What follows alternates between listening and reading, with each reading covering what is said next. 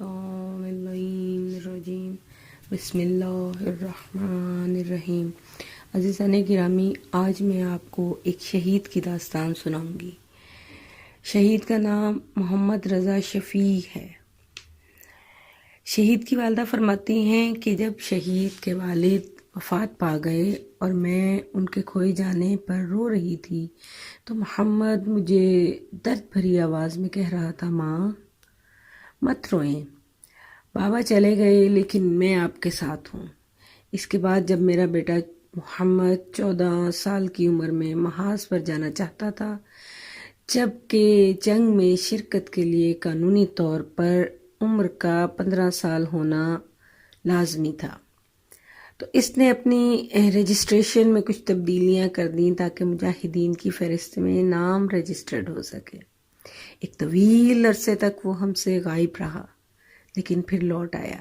بس آ کر مجھے مجاہدین کی فداکاریوں اور سید الشہداء علیہ السلام سے ان کے عشق و محبت اور خدا کی راہ میں شہادت کے بارے میں بتانے لگا۔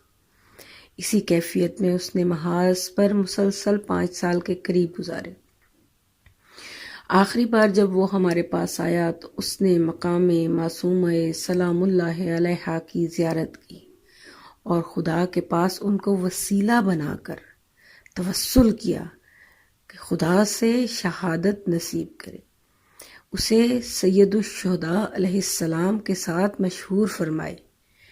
آخر میں جنگ کے لیے نکلتے وقت اس نے بڑی گرمجوشی کے ساتھ مجھ سے وداع کیا، جیسا کہ جانتا تھا کہ اس بار وہ نہیں لوٹے گا، اور مجھ سے کہنے لگا، فی امان اللہ ماں، ہماری ملاقات اللہ سبحانہ و تعالیٰ کے پاس ہوگی۔ جو ہی وہ گھر سے نکلا میرے دل میں آگ کے شعلے جل اٹھے۔ جب تک وہ مجھ سے دور نہ چلا گیا میری نظریں اس سے جدا نہ ہوئیں۔ چند دنوں کے بعد میں نے اسے خواب میں دیکھا، وہ پھولوں کا گلدستہ اٹھائے مجھ سے کہہ رہا تھا، ماں یہ تحفہ آپ کے لیے ہے، اسے قبول فرمائیں، اس کے بعد آپ کی آنکھیں مجھے کبھی نہ دیکھ پائیں گی۔ حیرتناک حالت میں فوراً میں خواب سے بیدار ہوئی۔ میرے بیٹے کے ساتھ کیا ہوا یہ احساس بڑی شدت سے مجھے کھائے جا رہا تھا، اور یہ احساس اس وقت اور بھی بڑھ گیا جب میں نے یہ خبریں سنی کہ لشکر اسلام نے دشمن پر ایک بڑا حملہ کیا۔ چند دنوں کے بعد مجھے معلوم ہوا کہ میرا بیٹا کھو چکا ہے اور کوئی بھی اس کے بارے میں نہیں جانتا، یا تو وہ گرفتار ہو چکا ہے یا پھر شہید۔ 8 ماہ تک یہ کیفیت برقرار رہی، یہاں تک کہ ICRC کی جانب سے ہم تک یہ خبر پہنچی کہ اسے گرفتار کر لیا گیا، اور گرفتاری کے 10 دن بعد وہ شہید ہو گیا۔ کیونکہ اس کے پیٹ میں کافی گہرا گھاؤ تھا، اس لیے عراقیوں نے اسے کاظمین اور سامرا کے درمیان الکرخ نامی ایک قبرستان میں ہی دفن کر دیا۔ میں کربلا اپنی امام کی زیارت کے لیے گئی۔ امام حسین علیہ السلام کی زری سے لپٹ کر میں نے خون کے آنسو بہا کر امام علیہ السلام کو قسم دی کہ میرے بیٹے کا جسد خاکی مجھے واپس لوٹا دے۔ کچھ عرصہ بعد ایک شخص میرے پاس میرے بیٹے کے جسد خاکی کی خبر لے کر آیا۔ آپ کے بیٹے کا جسد خاکی 750 دیگر اجساد خاکی کے ساتھ پہنچ چکا ہے، لیکن وہ باقی تمام اجساد خاکی سے مختلف ہے۔ میں نے اس سے کہا، اس سے تمہاری کیا مراد ہے؟ کہنے لگا، وہ صحیح و سالم ہے، یہاں تک کہ اس کا حلیہ بھی نہیں بدلا۔ اگر آپ اسے دیکھنا چاہتی ہیں تو وہ اس وقت قبرستان جناب سیدہ معصومہ علیہ السلام میں ہے۔ میں وہاں گئی اور کیا عجیب منظر دیکھا۔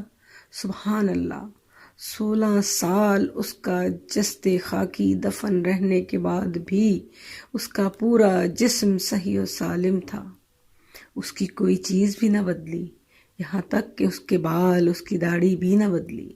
اس کے چہرے سے نور کی شعاعیں نکل رہی تھیں اور اس کا جسم خوشبو سے معطر تھا۔ میرا دل مطمئن ہو گیا کہ ایسا ہونا خدا کی طرف سے میرے بیٹے کے لیے کرامت ہے۔ بس میں نے اللہ تعالیٰ سے یہ حاجت طلب کی کہ قیامت کے دن اسے میرا شفیع بنانا۔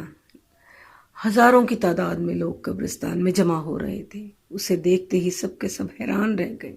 ایک نوجوان کھڑا ہوا اور لوگوں سے مخاطب ہو کر کہنے لگا، میں آپ لوگوں کو بتاتا ہوں کہ کیوں شہید کا جسم صحیح و سالم رہا۔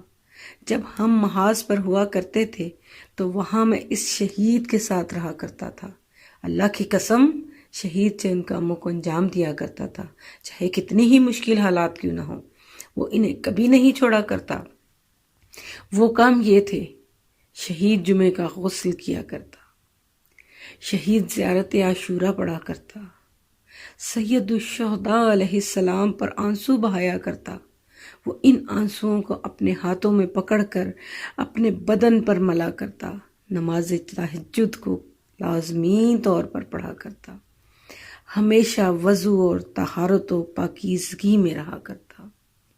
اس دعا کے ساتھ کہ اللہ تعالی ہمیں بھی ان شہیدوں کے نقش پا پر چلنے کی توفیق عطا فرمائے۔ ربنا تقبل منا انک انت السمیع العلیم، اللہم صلی علی محمد وآل محمد۔